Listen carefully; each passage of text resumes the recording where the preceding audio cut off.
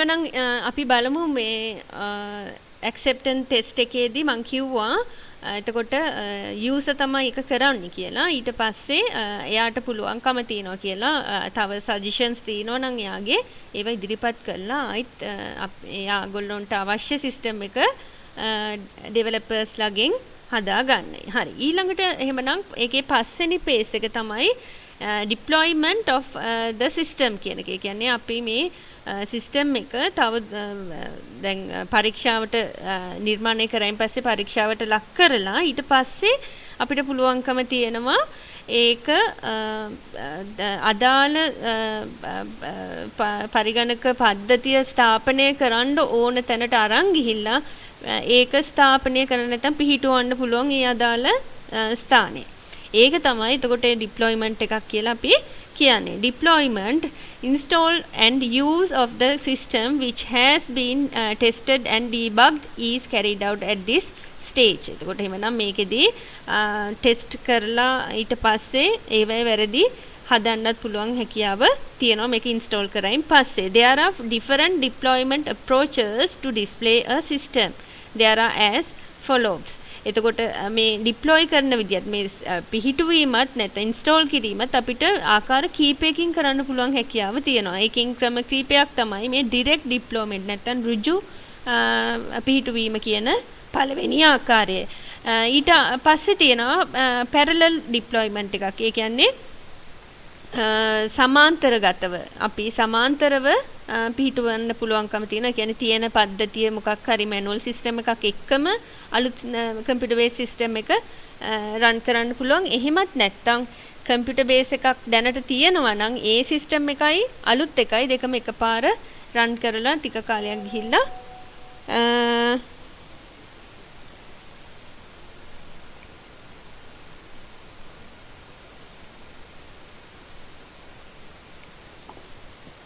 ටික කාලයක් ගිහිල්ලා ඒකේ progress එක බලලා ඊට පස්සේ ආයිත්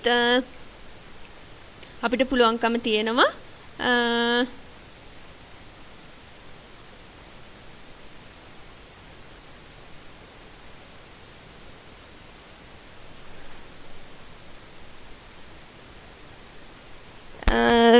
මට මැසේජ් එකක් ඇවිල්ලා තියෙන සමහරක් වෙලාවට ස්ටක් වෙනවා කියලා. තාමත් ඒ වැරද්ද තියෙනවද පුතේ? මම දැන් අර මේ noisy ගතියක් එනවා නම් එන්නේ මේ ෆෑන් එක නිසා. මොකද මම කම්පියුටර් එකට මේ ફોකස් කරලා මේ ෆෑන් එක දාලා තියෙනවා. මේ ඒකෙන් එනවා ඇත්තේ. පැහැදිලි මදි ගතියක් තියෙනවා නම් මට කියන්න පොඩ්ඩක් කතා කරලා මේ මැසේජ් මේ දාන්න මෙපා. මේ මයික් එක ඔයගලගේ ඔන් කරලා කියන්න පුතේ. තාම මේ noisy ගතියක් හරි නැත්නම් ස්ටක් වෙලා කැඩි කැඩි හෙන ගතියක් තියෙනවා නම් කියන්න. මේ මයික් එක මම ආයෙත් ඕෆ් කරලා ඔන් කරන්නම්. හරි. එතකොට එහෙමනම් මම දැන් කතා කර හිටියේ මේ deployment කරන්න පුළුවන් අවස්ථාවන් 4ක් තියෙනවා. ඒකේ දෙකක් මම කිව්වා parallel direct කියන දෙක. ඊළඟට pilot deployment එක කියන්නේ මේ නියඳියක් අරගෙන අපිට පුළුවන් ඒකෙන් ඒ කියන්නේ සම්පූර්ණ මේ හැමෝටම නෙමෙයි කොටසකට මේක ඉස්සෙල්ලා කරන්න බලලා මේ එතන සාර්ථක නම් මේ සම්පූර්ණ සමස්තයටම ඒක ලබා දෙන එක. දැන් අපි මෙතන තව එක සවිස්තරව කතා කරනවා. ඊළඟට phase එකක් කියන්නේ අපි අධීර විදිහට කොටසින් කොටස තමයි මේක deploy කරන්නේ. මේ කියන්නේ එක section එකකට දානවා. ඊට පස්සේ ඒ section එක success නම් තව section එකකට දානවා. එහෙම sections මේ wise ගිහිල්ලා අවසානයේදී complete මුළු system එකම අලුත් system එකකින් මේ run වෙන විදියට සකස් කරන්න පුළුවන්. අන්න ඒ වගේ phase deployment එකක් කරන්න පුළුවන්කම තියෙනවා. හරි. දැන් අපි එහෙමනම් බලමු direct deployment එක. The existing system is totally terminated and the new system is installed. ඒ කියන්නේ දැනට තිබ්බ මොකක් හෝ ක්‍රමවේදයක් තියෙනවා නම් ඒක සම්පූර්ණයෙන්ම සහ මුලින්ම නවත්තලා දානවා. ඒ කියන්නේ manual කරා නම් manual කිරිල්ල නවත්තලා දාලා කෙලින්ම අපිට අලුතින් හදලා දුන්න system එක විතරක් run කරනවා. ඒකෙන් විතරක් වැඩ කරනවා. ඒ විදිහට කරනවා නම් තමයි අපි කියන්නේ direct deployment එකක් කියලා. ඒ කියන්නේ ඍජු පිහිටුවීමක් කියලා කියන්නේ අන්න ඒකට. If the new system proves successful, the old system can be abandoned. එතකොට මේක මේ සම්පූර්ණයෙන්ම අපිට සාර්ථකයි කියලා මේ දැනෙනවා නම් එහෙමනම් අර අපි අත්හිටුව මේ අපේ පරණ සිස්ටම් එක හැමම අයින් කළා දාලා මේකම අපි කන්ටිනියු කරගෙන යනවා. එක්සැම්පල් එක තමයි the manual system in the library can be totally abandoned using a new library management software can be installed. එතකොට එහෙමනම් අලුත් සිස්ටම් එකක් දාලා තිබ්බ පරණ එක හැමම අයින් කළා දාන එක. ඊට පස්සේ parallel deployment එකක් කියලා කියන්නේ the existing and the new system are used parallel for the certain period. ඒ කියන්නේ මාසයකට මාස දෙකකට ඒ වගේ යම්කිසි කාල සීමාවකට අපි දෙකම ක්‍රියාත්මක කරලා බලනවා. එතකොට මේකෙදි තියෙන වාසියක් තමයි හදිස්සිය හරි අපේ අලුත් සිස්ටම් එක අපිට 100% ෂුවර් කරන්න බෑ. එතන තියෙන සිටුේෂන්ස් එක මොකක් හරි වෙලා ඩවුන් වුණොත් එහෙම අපිට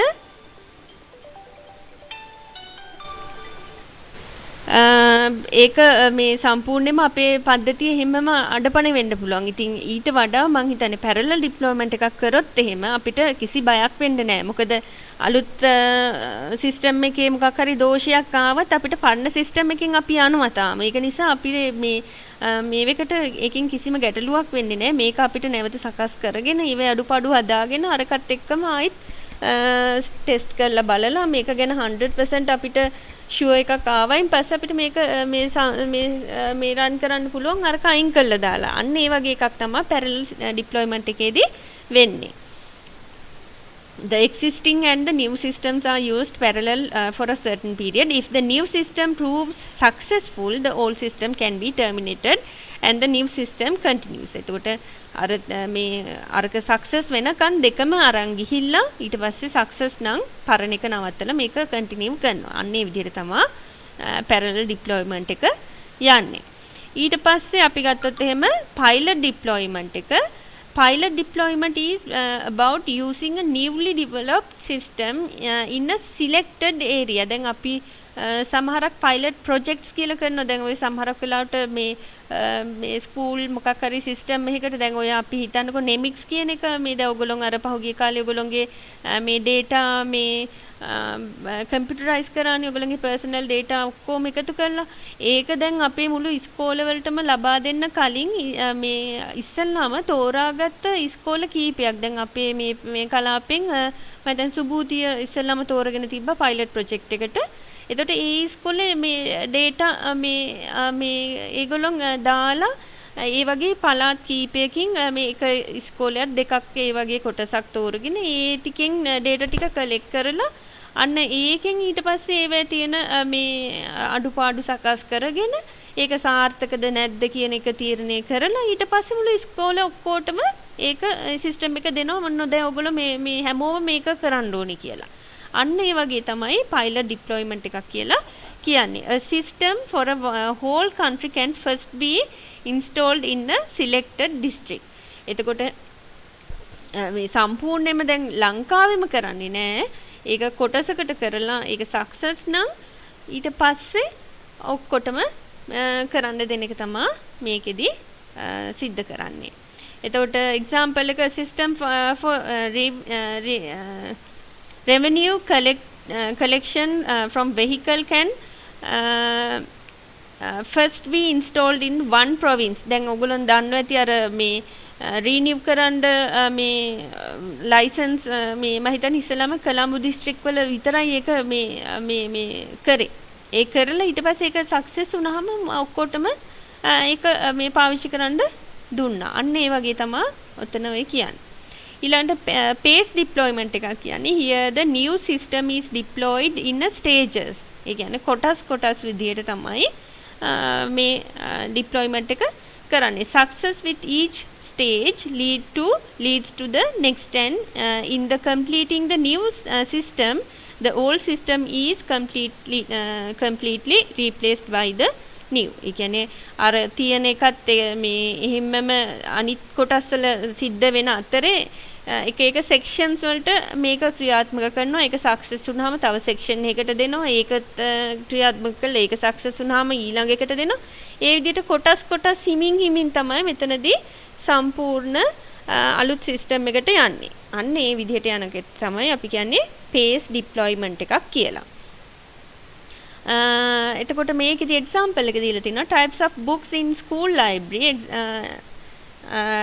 dictionaries first, course books second and fiction last, to be displayed in stages. ඒ කියන්නේ ඉස්සලාම dictionaries වගේ තියෙන දේවල් වලට විතරක් කම්පියුටරයිස් කරලා ඒ ටික දෙනකොට ඒක පාවිච්චි කරනවා. ඒ වගේ. ඊට පස්සේ course books දෙනකොට ඒ ටික දා ගන්නවා. ඒ ටික අපි බහැර දෙනකොට ඒ ටිකත් සිස්ටම් එකකින් කරන්නේ. අනිත් එතකොට fictions වගේ දේවල් මැනුවලි කරගෙන යනවා. නැත්තම් පරණ සිස්ටම් එකකින් කරනවා. ඒ වගේ. ඊට පස්සේ එhmenan අපේ ෆයිනල් phase එකට යන්නේ අපේ system development life cycle එකේ maintenance of the system. ඒ කියන්නේ අපි දැන් මම කිව්වා අපි මොන දේ කරත් අවසානයේ මේ ඔන්න අපි හදලා දුන්නා හරි කියලා යන්න අපිට අවසර නැහැ. අපි මේක මේ දිගින් දිගටම ඒගොල්ලෝ එක සම්බන්ධ වෙලා ඒගොල්ලොන්ට අවශ්‍ය දේ මේ ලබා දෙන්න අපි මේ බැඳිලා ඉන්නවා. එතකොට එහෙමනම් මේන්ටෙනන්ස් පාර්ට් එකත් අපිට තියෙනවා. A system once installed and used for a certain period needs to be maintained well. The computers, software and computer networks are all maintained in this manner. එතකොට මේක යම්කිසි ඒගොල්ලොන්ට හුරු වෙලා මේකේ ගැටලු අවම වෙලා ඒගොල්ලොන් ඒක ගැන සැටිස්ෆයි වෙනකන් අපිට යම්කිසි කාල පරාසයක් අපිට මේක මේන්ටේන් කරලා දෙන්න වෙනවා. ඒගොල්ලොන් මේ කියනකොට කම්ප්ලේන් කරනකොට අනේ මේක වැඩ කරන්නේ මේක මේ බලන්න ඇවිල්ලා එහෙම කියනකොට අපිට ගිහිල්ලා ඒක බලලා ඒක සකස් කරලා අඩුපාඩු මේ හදලා දෙන්න වෙනවා. With system maintenance, the following may be required. Developing systems to suit new user requirements. එතකොට දැන් තිබ්බ මේගොල්ලෝ අපිට කලින් පටන් ගන්නකොට ඉදිරිපත් කරපු requirements වලට අමතරව අලුත් සමහරක් ඒවා ඒගොල්ලෝගෙන් ඉදිරිපත් වෙන්න පුළුවන් හැකියාව තියෙනවා. එතකොට ඒවා අපිට අර විදිහටම system එකට ඇතුල් කරලා දෙන්න වෙනවා. ඊළඟට issues that surfaced with the use of the system which were not පුතේ කාට හරි ප්‍රශ්නයක් තියෙනවද පුතේ? ඔව් ඉන්න චුට්ටක් එහෙමනම්.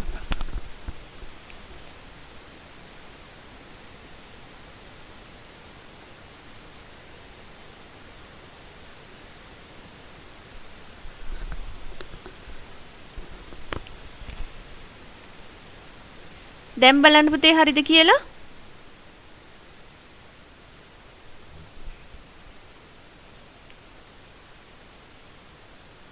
තාමත් කැඩි ඇහෙනවද?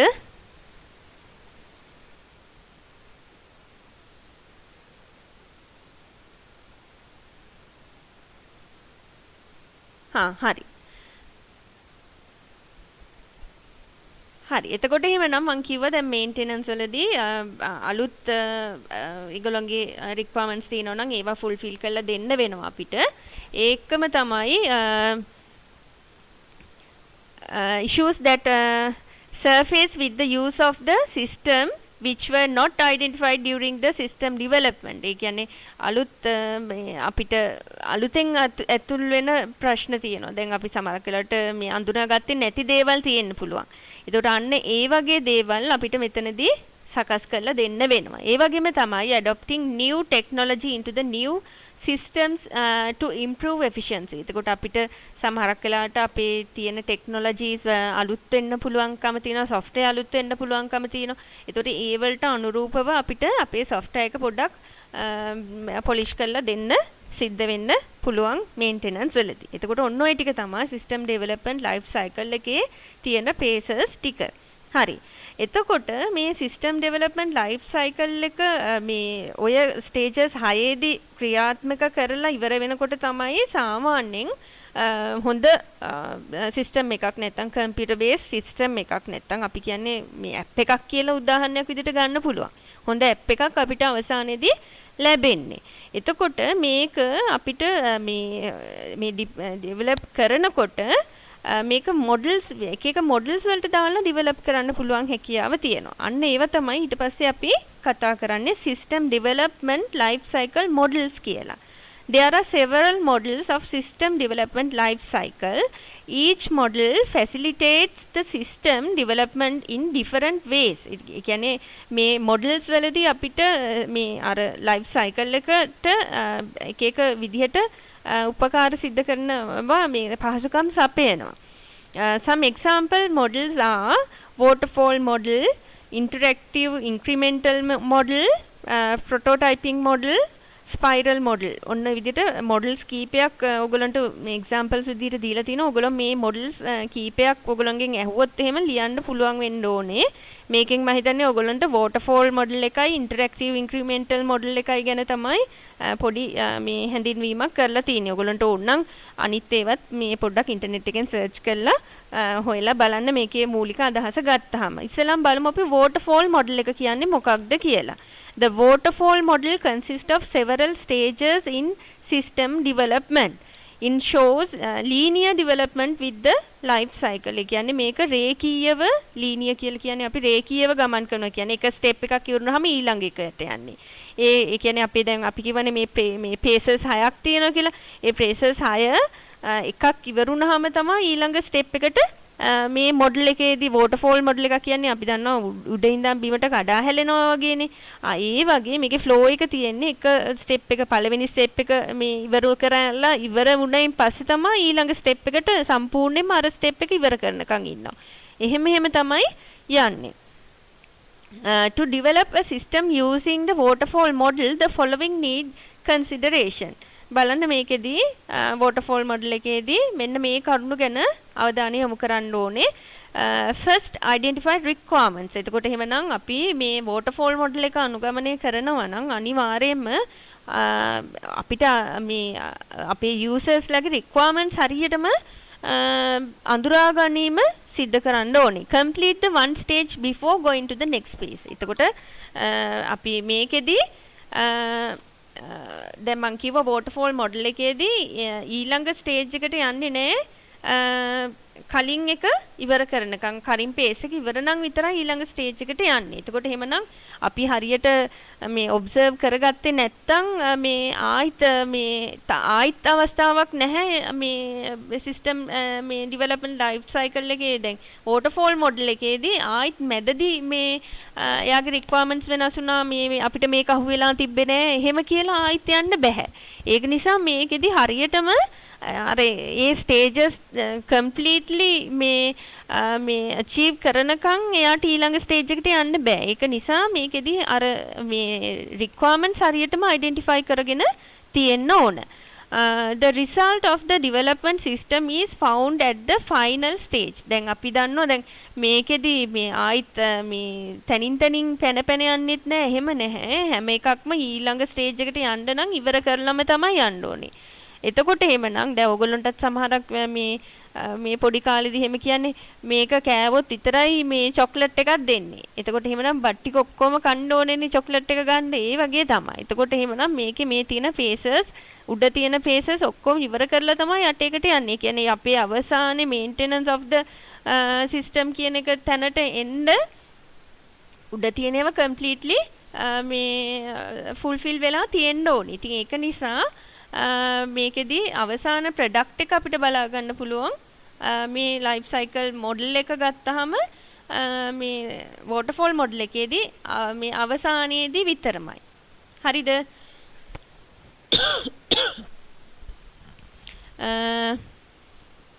The result of the developed system is found at the final stage. This model has a limitation of developing a system that is different to what the user want the user sees the system at the end of the life cycle. ඒ කියන්නේ සමහරක් වෙලාවට දැන් මේකෙදි මේ අන්තිම අවස්ථාවේදී තමයි යූසර්ට එයාගේ සිස්ටම් එක බලන්න පුළුවන් හැකියාව තියෙන්නේ. එතකොට සමහරක් වෙලාවට එයා මේ අන්තිම මේ ප්‍රොඩක්ට් එක එනකොට එයා බලාපොරොත්තු නැතිම වෙච්ච දෙයක් සමහරක් වෙලාවට ඇවිල්ලා තියෙන්න පුළුවන් හැකියාව තියෙනවා මෙතන. ඉතින් අන්න ඒ රිස්ක් එක මේකේ අනිවාර්යෙන්ම තියෙනවා මේ waterfall මොඩල් එකේදී. එයාට මේ ඒක හදලා ඉවර වෙනකන් අත ගහන්න මේ හම්බ වෙන්නේ නැහැ. ඒක තමයි මේකේ තියෙන මේ කියන්නේ මේ භයානකකම. මේ අපි වැඩේ බාර දුන්නා මේ එයා ඒක හදලා මේ ඉවර කරනකම්ම මෙයාට බලන්න බෑ. දැන් අපි මේ ඉටරේටිව් ඉන්ක්‍රිමෙන්ටල් මොඩල් එක ගත්තොත් එහෙම ඒකෙදි දැන් ඔයගලන්ට පේනවා ඇති මෙතන මේ තියෙන මේ ෆිගර් එකෙනුත් ඔය තියෙන ස්ටේජස් තනින් කෑලි මේ එහෙම මෙහෙන් සම්බන්ධ වෙනවා ලූප් වෙලා තියෙනවා ලූප් එකක් විදියට සමහර කොටස් මේ වෙනවා. එතකොට මේකෙදි ඒ කියන්නේ අපිට දැන් මේ ඉනිෂියල් ප්ලෑනින් කරලා ඉවර වෙලා ඊට පස්සේ රික්වයර්මන්ට්ස් අයිඩෙන්ටිෆයි කරලා මේ ඇනලයිස් කරලා ඩිසයින් කරලා ආයිත් ටෙස්ටිං කරලා මේ ෆයිනල් ප්‍රොඩක්ට් එකට යන්න කලින් ආයිත් ඕනනම් මේ රික්වයර්මන්ට්ස් ආයිත් මේ අයිඩෙන්ටිෆයි කරගෙන ආයිත් අර ටික කරලා එහෙම මේ ඒක ලූප් කරන්න පුළුවන්කම තියෙනවා. එතකොට සමහරක් වෙලාවට මේ දැන් මෙයාට ටෙස්ටිං වලටත් ඇවිල්ලා ආයිත් තව අයිඩෙන්ටිෆයි කරගත්ත ඒවා ආයිත් ගිහිල්ලා මේ ආයිත් ඩිසයින් කරලා කෝඩ් කරලා ආයිත් එයාට එනවා අන්න ඒ වගේ මේ ලූප් වෙනවා. ඒ කියන්නේ එකම මේ ක්‍රියාවලි ස්ටෙප්ස් කීපයක් නැවත මේ ගිහිල්ලා තමයි අවසාන ප්‍රතිඵලය මේ ඔන්න දැන් ඉවරයි කියන එක මේවා වෙන්න කලින් එයාට මේක පාවිච්චි කරන්න බලන්න මේ යූසර්ට හම්බ වෙනවා මේ මොඩල් එකේදී. එතකොට සමහරක් වෙලාවට මේක අර කලින් වෝටර්ෆෝල් මොඩල් එකට වඩා යූසර්ට මේ සමහරක් වෙලාවට එයාගේ තියෙන මේ රික්වයර්මන්ට්ස් හරියට ෆුල්ෆිල් වෙලා නැත්තම් මේ මොඩල් එකෙන් වැඩ කරනකොට එයාට මේ ඒවා සකස් කරගන්න පුළුවන්. ඒක නිසා තමයි කිව්වේ වෝටර්ෆෝල් මොඩල් එකේදී හරියටම අයිඩෙන්ටිෆයි කරන්න ඕන එයාගේ රික්වයර්මන්ට්ස් මොනවාද කියන එක. දැන් මේකෙදී ඒක නොවුනා කියලා ප්‍රශ්නයක් නැහැ. මොකද අතරමැද්දේදී මට මේක එපා කිව්ව ගමන් ආයිත් එතනට ගිහිල්ලා ඒක වෙනස් කරලා ආයිත් හදාගෙන එන්න පුළුවන් හැකියාව තියෙනවා මේ iterative incremental මොඩල් එකේදී. එතකොට මේකේ තියෙන features තමයි some features of the iterative incremental model are as follows. The main objective of this model is to develop one small component at a time in an interactive fashion. එතකොට මේකෙදි එක පොඩි කොටසක් තමයි ඉස්සෙල්ලම හදන්නේ. Each iteration develops more components of the system. එතකොට පුනර්කරණය නැත්නම් repeat වෙන වාරයක් ගානේ ඒකේ කොටස් හැදෙන එක තමයි නැත්නම් ඒක කොටස් එකතු කරන එක තමයි කරන්නේ. System developers have the advantage of using knowledge gained the earlier iterations. එතකොට දැන් මේකේදී developerටත් experience එකක් තියෙනවා මේ system එකත් එක්ක වැඩ කරනකොට මේගොල්ලොන් ඉල්ලන්නේ මේකයි මේගොල්ලොන් කියන්නේ එහෙම නැත්නම් මේකේ environment එක මේකයි එහෙම කියලා ඒගොල්ලොන්ට experience එකක් තියෙනවා prior experience තියෙනවා. ඒක නිසා ඒගොල්ලොන්ටත් ලේසි. ඒ වගේම තමයි userටත් මෙතනදී පහසුවක් ඇති වෙනවා. එයාට මේ එයාගේ requirements මේ මට මේමයි කියලා මේ කියන්න පුළුවන් අවස්ථාව ලැබෙන නිසා. The first step begins with the rough idea of the system requirements. ඒතකොට මේකෙදී first step එක ඇවිල්ලා rough idea එකකින් තමයි පටන් ගන්නෙ. The system gets developed more and more incrementally until the last stage. එතකොට මේකේ ටික තමයි මේක මේ අර මේ කොටසක් අරගෙන ඒක ඉවර කරනවා ආයෙත් තව කොටසකට යනවා ඒ අර ස්ටෙප්ස් ටික මේ කරලා ඒක ඉවර කරනවා ඒ විදිහට තමයි මේකෙදි යන්නේ.